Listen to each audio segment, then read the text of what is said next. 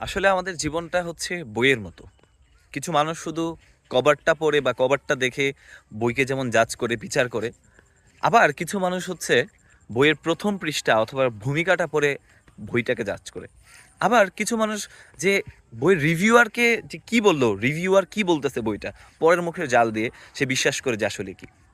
আবার কিছু মানুষ হচ্ছে চিন্তা করে না বইটা কেমন, মানে এটার যে কনটেন্টটা এটা পড়েই দেখে না।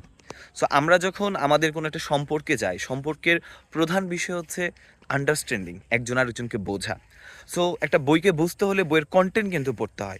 শুধুমাত্র বইয়ের ক্রিটিকের কথা শুনে বা রিভিউয়ারের কথা শুনে এবং বইয়ের প্রচ্ছদ দেখে, ভূমিকাকে দেখে কিন্তু বা পড়ে কোনোভাবেই বইটা সম্পর্কে ধারণা পাওয়া যায় না।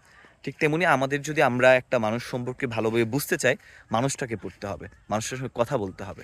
তাহলে আমাদের সম্পর্কের বুনিয়াদ অনেক বেশি স্ট্রং হবে। সবার জন্য শুভকামনা রইল।